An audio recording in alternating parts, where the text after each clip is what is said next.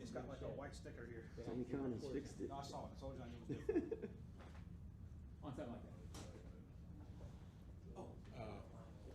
So Kevin Barkley predicts the Gators to be 4. Stuart Rundell predicts 3-9. What's going on, Coach? How are you? Small crowd today. We've reached regular season form. Jeez, I like it. Everybody gets one question. We've been making cuts too. I know you have. Hey Doug, I'm curious, from your time in Philadelphia to now, how much time do you devote, let's say on a weekly regular season preparation, to attention to the defensive side of the ball? Well, I mean, it's a good question. Obviously, I don't log my hours on that side of the ball, but I do spend time looking at the personnel. I do spend time, visiting with Mike, obviously the defensive staff, during the week. Not so much just understanding the game plan, but sometimes understanding how we want to attack an opponent or what their thoughts are in attacking an opponent. And mainly it's been more about the personnel side, just making sure that the right guys are in the right spots, and we're it's a great example of that would be last year with Darius Williams. He started out playing nickel, and then we felt like his best position, which he always has played an outside corner, and moving him back to corner and things like that, and just making those type of observations and suggestions are all things that that I try to do. How much do you think that your time in the league, particularly as a backup who's observing things from the sideline, you're seeing how coaches are interacting on the sidelines with players and all that. Do you almost think that being the backup for all that time and being in a position of observing as opposed to being on the field on a full-time basis prepares you for where you are now better than if you had been, a 5-time Pro Bowl quarterback and played for 18 years? Yeah, I wouldn't be a head coach if I had that.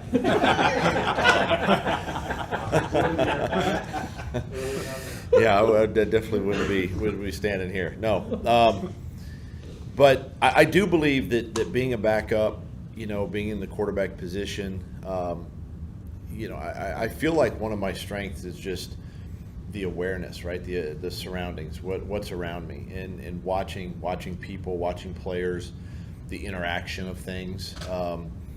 I think is part of what a head coach goes through, But I think that preparation of being a backup quarterback, I think about those days in Green Bay, and you're assisting the starter, and yet you're also preparing as a starter, and so you're having to know everything, and you're just watching and observing. And I think that really has prepared, me. I think as the years go on, I get better at it, obviously, and but yeah, those years as playing quarterback in this league have definitely prepared me for this opportunity.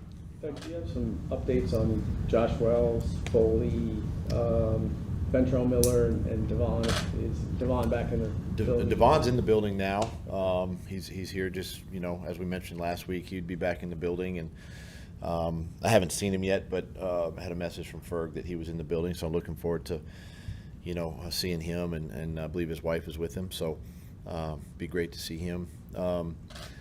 Ventrell is unfortunately it's an Achilles, so that's a season-ending injury there with the Achilles.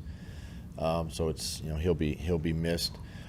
Foley is progressing nicely. I would anticipate him on the field this week with the group. So looking forward to getting him out there. Josh is still nursing the injury and still kind of week to week with that. Who else did you have on there? Cooper. Yeah, I mean Cooper's not close yet, so he's still gonna miss some time. So you're not sure what you do with those two yet in terms of? Yeah, those are all the conversations we'll have. We started them this morning. Obviously, we're in the process of trimming the roster now and throughout the day, obviously, and those will be conversations that we get to eventually. Caleb on dinged up. Oh. Caleb on. Yeah. He's not dinged up. He just he's got the knee. He's got some like Chad Muma. So I just didn't want to put both those guys out there. The other night and risk anything further, any setbacks going into the season. Shatley needs 3 weeks off the blood thinners. Is that correct before he can have contact? Yeah, you're asking a question I don't really have the answer to. Yeah, on that one. But is there? I know he's off of them, and I know he's been cleared to get back out there and be a full participant. So he could be ready for week 1 then? Yes. Okay. Yes. Derek Parrish got some defensive snaps the other night. Was there anything to that? Well, no. I mean, he's obviously a former D lineman in college, and we were a little thin at the D line spot with the guys we had up in the game, and obviously with some of the injuries there, and so we just had him prepared, to go in the game and give us some snaps. So I think he did a pretty good job under the circumstances, and it was good to see him out there doing that. Is that part of the evaluation process, I guess, moving forward with him, if it would be a conversation of switching him? Yeah, if obviously he, we see how these next couple of days go. If he's a practice squad player, he's obviously he's talented and he's kind of that Swiss Army knife. You can kind of put him anywhere, whether it be on special teams, offense, defense. So, definitely a guy you have some intriguing and redeeming qualities that you can use. I was talking. Go ahead. You talked about the depth so much during preseason. Are you finding that feels real as you go through this process today? We are. We're finding that is real, and we also know that there's going to be some good football players that are going to have to be released, and it's a tough 24 hours or so here and around the league. But it's a credit to obviously Trent and his staff and the quality of athletes and players that we've brought onto this roster and the depth that we've brought to this team, and it's kind of that bittersweet. You'd love to keep them all, but you can't, and you got to make the best decisions moving forward. How was the barbecue yesterday, and was that just your way of trying to thank players, staff, coaches, everyone, just for all of the hard work? I mean, training camp is a grind. Yeah, it went well. And it really is. You're winding camp down, and it's really the last preseason game. It's kind of the last week.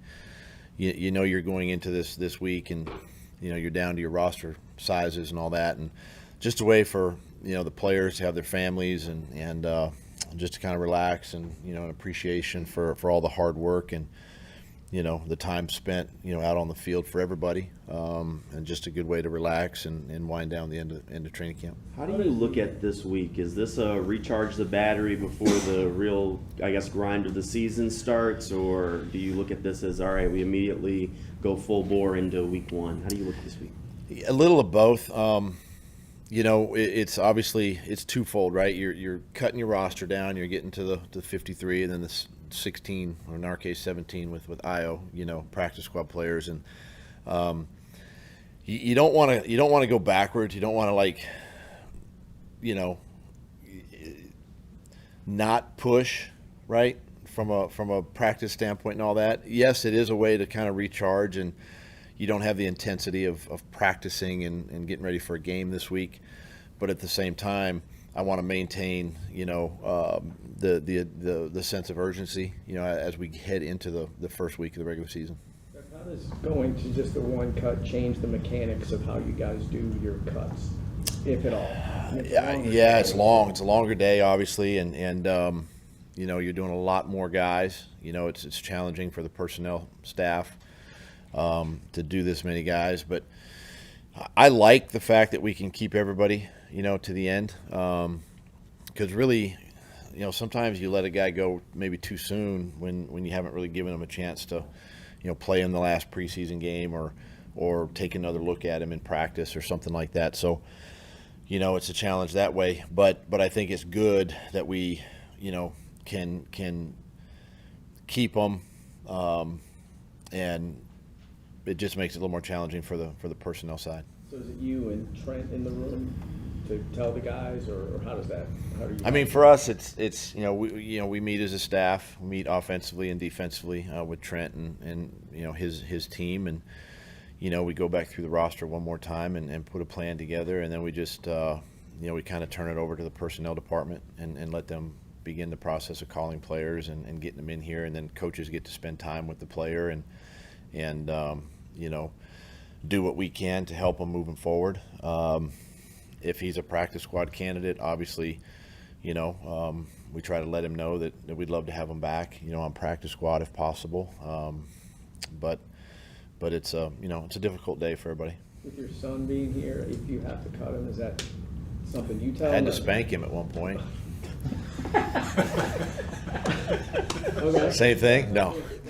Would you want to be the one that told him? It's kind of I would. I'd want to tell him. Obviously Trent would want to visit with him as well, and I definitely want to talk to him and just let him know. I mean, he's been through this process before, with a couple other teams last year, and it's I'm very familiar with it, obviously, as a former player, and just walk him through the process and let him know that everything's going to be okay. How did you feel sort of about how this preseason went for you guys? How do you feel about the team now that you've gone through it? I felt, obviously the wins and losses are a big part of it, but that's not everything. There's some of that can be a little misleading. I think if we look at the first unit offensively, start there. I think there were 5 possessions this preseason, 2 of them in turnovers, a couple of touchdowns, things like that. So wasn't as clean as maybe you would like. Those are some things we got to clean up, as we go this week and obviously prepare. Defensively, I think you see just how they kind of picked up where they left off a year ago. Being dominant in the run game, being able to stop the run, and yet still, we have some, work to do with the pass game and just making sure guys are on the same page there with coverage. But everybody's a year in the system, so it's much better to be able to teach and correct because everybody understands where we are. And then I think the third element of that is you look at special teams and the depth that we were able to provide. There, special teams units. A lot of guys got opportunities to play on special teams, and it was a great way to evaluate. So, but overall, preseason was a success. We didn't have many guys, injured that we won't get back. Obviously, Ventrell being probably being the only one really, in this situation. But, it's over now. And we're on to the regular season. Such a large rookie class. It feels like a lot of these guys were able to kind of make an impact. Early receipts are good. How pleased are you with what you've seen from all these guys when you bring in so many of them at once? Yeah, I mean, it was a great group. They were eager to get on the field. They were eager to learn, go all the way back to that rookie mini camp when we had them in here for the first time. And been very impressed with the group, as a whole. And they're up in the coaches' offices. They're wanting to learn, get better, each day, and that's a good sign. Good sign that we're bringing in the right guys, as a staff, and the right guys onto the team. So excited for a lot of these guys because they're gonna play and they're gonna have to play, and around the league, I think you're gonna see more and more teams, with rookie starters out there, and look at Kansas City, last year with the amount of rookies they had in the back end of their defense. So it's just kind of where you are, but very pleased with our rookie class this year. Go ahead, John. 1 or 2 more. You had talked some in the offseason about thinking that the running game was going to take a step in terms of cohesion. Have you seen that during the preseason a little bit? I have, and I think it really. We know it starts with the O-line and tight ends, right, in the run game, but it's really the backs too, and how impressive TJ's been and the improvement we've seen with TJ, and then the addition of Tank, a bigger back, kind of a downhill guy, and then there was just great competition throughout with DeErnest and JaMichael and Snoop and Quadri. All of them. I mean, there's guys there that can play and have played in this league before, and we pride ourselves on running the football. We're going to have to, and I think it just helps. It helps the pass game, when you can do that, and Helps your quarterback. Obviously, you don't have to put everything on him, but the improvement has been gradual, but it is definitely in the right direction. Do you So still, the Ventrell, I think it was same foot he broke in college, right? That he hurt the Achilles with. Do you think that's related in any way? Is there a fear that that's related? No, I don't. You know, that's something I don't really medically. I don't really have the answers to on all that. You know, I just kind of coach football and I just report the news. you said before that you wanted to see about what you had on the back end with the pass rush rather than, going out and getting something. Do you still feel that same way now that we're closer to the preseason, as opposed to, let's say, the possibility of you having, I don't know, a surplus of guys at one position that you could maybe use to leverage to trade for something that you may need in the pass rush? Or do you kind of just feel like, hey, let's just let it go and see what we got? Yeah, I think when you really look around the league,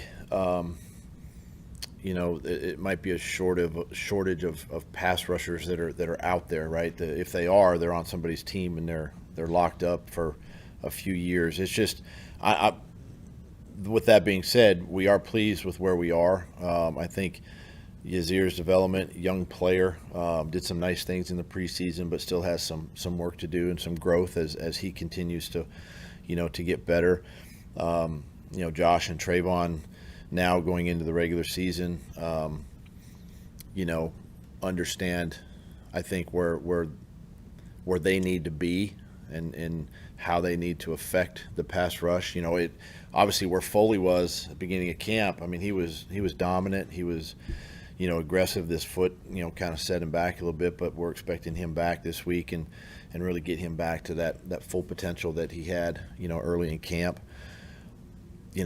I guess the one for us, Devon was the one that was kind of the shocker, with everything, and we're just happy that he's healthy and heading in the right direction. But that's a big one, from a pass rush standpoint. But big bodies and pass rushers are hard to come by, and you just got to continue to develop your guys. What are you seeing from Caleb in that regard? I mean, he's another one. I liked where he was at the end of last year, how he came into training camp. He's another one that's going to get a lot of snaps, this year. He's going to be in a, as a number 3, outside rusher. He's going to play, and he's going to have to play, and he's going to have to play at a high level. He understands that. So, been pleased where he's at. With the storm coming in, Yeah. How much does that disrupt you guys? I know you're not in the building too much this week as far as players, but Yeah. how much will it disrupt? We'll keep an eye on it. Obviously late tomorrow into Wednesday. And I think all day Wednesday we'll just monitor that and see where it's going. We went through this last year. Obviously with a couple storms that came through, and this one might come a little bit closer than those two did. So we'll just keep an eye on it. And make decisions as we go. But we got this place and indoor facility if we need to use it. So we're looking forward to that. Thanks, Coach. All right. Appreciate Thank you, it. guys. Thanks, Doug.